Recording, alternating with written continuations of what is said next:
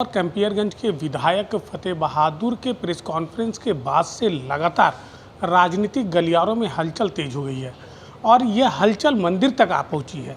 आपको बता दें कि उन्होंने आरोप लगाया था कि उनकी जान का खतरा है, जबकि जिसके ऊपर उन्होंने आरोप लगाया था वह कभी उनका पूर्व साथी हुआ करता था। हमारे साथ संजय सिंह जी हैं, ब्लॉक प्रमुख प्रतिनिधि। हम उनसे बात करेंगे कि संजय सिंह जी, आपको इसके बारे में कब जानकारी हुई और मंत्री जी और जिनके ऊपर आरोप लगा है उनमें क्या संबंध रहा है?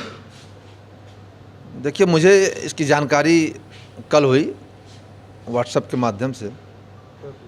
लोगों ने बताया कि यह चल रहा है और उनको जान का खतरा है।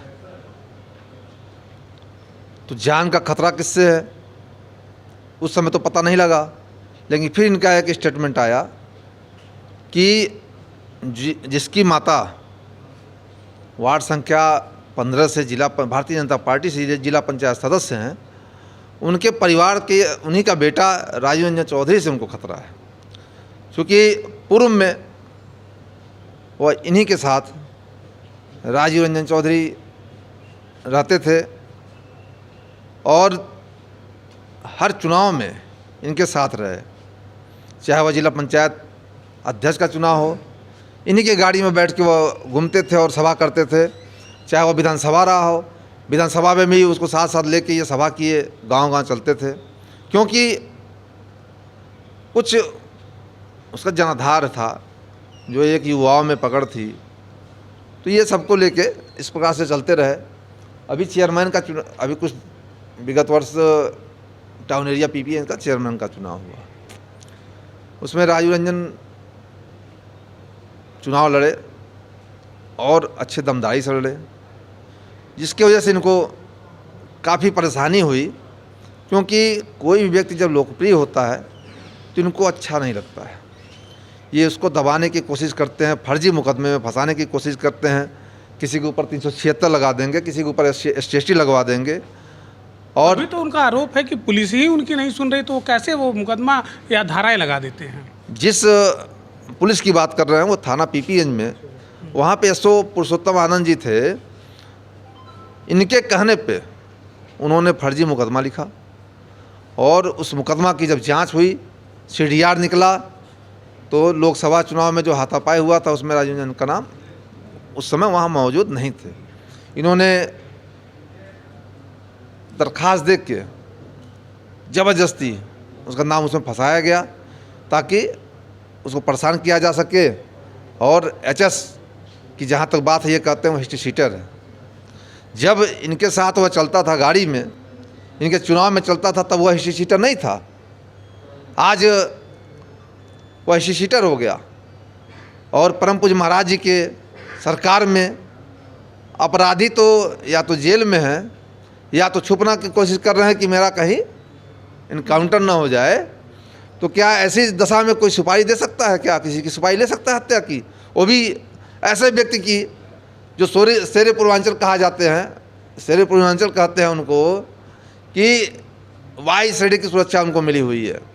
जब ये क्षेत्र में निकलते हैं तो उस थाने की फ्लीट चलती है, इनके साथ इतनी जनता रहती है, 20-25 लोग रहते हैं। इनकी हत्या हो सकती है क्या? ये मनगढ़ंत कहानी है और इनका मकसद कुछ और है। ये हमारे महाराज जी की छवि धूमिल करना चाहते हैं, जिसी के कारण ये सब होने की वजह से मैं भी इनसे बहुत प्रताड़ित, यानी मुझे बहुत प्रताड़ित किए। क्षेत्र में हर जगह मुझे अपमानित करने की कोशिश किए। कहीं कहीं इनके प्रतिनिधियों ने मुझे यहाँ तक कि मारने पीटने की भी कोशिश की, लेकिन हमारे महाराज जी का आशीर्वाद मेरे ऊपर है। ये मेरा बाल नहीं बांका कर सकते हैं और मुझे खुद जान का खतरा है। लेकिन मैं यहाँ के प्रशासन का पूरा भरोसा है कि जब तक महाराज जी की सरकार है, कोई किसी बाल बांका नहीं कर सकता है। लगातार कई बार विधायक रहे हैं, मंत्री भी रहे हैं और पूर्व मुख्यमंत्री के सुपुत्र भी रहे हैं, तो लगता है कि इस तरीके का आरोप लगाकर वो पूरी तरीके से राजनीति के माहौल को गंदा करना चाह रहे हैं। देखिए, इस समय वह कुछ उनकी जो भावनाएं आ रही है, सब विक्षिप्त की तरह आ रही है। ऐसा लगता नहीं है कि इतने अनुभवी कई बार के मंत्री विधायक इस तरह की भाषा बोलते हैं कि इनको हत्या, इनके पिताजी की 52 साल में हत्या हो गई और इनका 54 साल में हत्या हो जाएगी। आज जो पूछा पूछ लीजिए, कल पता नहीं पूछ पाएंगे, आप नहीं पूछ पाएंगे, इस तरह का स्टेटमेंट आता है। ये क्या आपको लगता है कि इस तरह के अनुभवी व्यक्ति का यह स्टेटमेंट होता है? ये तो लग रहा है किसी नौसुखिए राजनीतिक व्यक्ति का इस तरीके का स्टेटमेंट है, जो कि महाराज जी के इसमें बड़े बड़े अपराधी मारे गए और उस बीच ये कह रहे हैं कि मेरा इनकाउंटर करने का, मेरा जो है छुपाई देकर अभी 1 करोड़ रुपया जुटा लिया गया है, 4 करोड़ रुपया और जुटाना है, 5 करोड़ में इनका जो है इनको जो है हाँ सुपारी इनकी दी जा रही है। उन्होंने शिकायत गृह मंत्री अमित शाह से भी की और उसके बाद योगी से कहे, तो क्या लगता है कि पहले उनको योगी जी के कान में डालना चाहिए था, कोई बात थी, या फिर जिला प्रशासन से करना चाहिए था? क्योंकि कल डीएम और एसएसपी दोनों का बयान आया है और दोनों ने कहा है कि जैसे ही इनका पत्र मिला हम लोगों ने कार्रवाई और तमाम चीज़ें टीमें गठित कर दी। तो फिर इसको इतना बढ़ाने और फिर इसको इतना विस्तार देने की क्या ज़रूरत पड़ गई? ये भारतीय जनता पार्टी से लगातार दूसरी बार विधायक हैं। अब तक इनको तो हमारे प्रशासन पे, उत्तर प्रदेश की शासन पे काफ़ी विश्वास था। अचानक इनको क्या हो गया लोकसभा चुनाव के बाद से कि इनको अब महाराज जी पे और यहाँ के गोरखपुर के प्रशासन पे विश्वास उठ गया, क्योंकि इनको केंद्र में जाना पड़ गया। केंद्र में जाके ये शिकायत की है, तो क्या इनकी क्या मानसिकता हो सकती है आप समझ सकते हैं। कहीं ना कहीं विपक्ष पार्टियों से प्रेरित हैं। लग रहा है कि कैंपियरगंज में इनका जनाधार खत्म हो रहा है।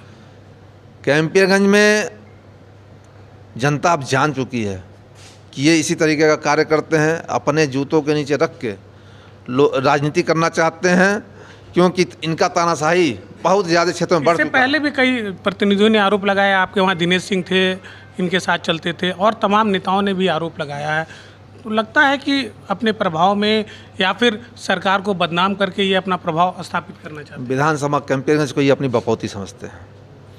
विधानसभा कैंपियरगंज में यदि कोई ठेकेदार ठेका करता है तो बिना इनके इजाज़त के, यदि वो बिना इनसे पूछे काम कर दिया तो उसके वहाँ सारा मशीन ढकेल दिया जाता है, सड़कों से डीजल गिरा दिया जाता है।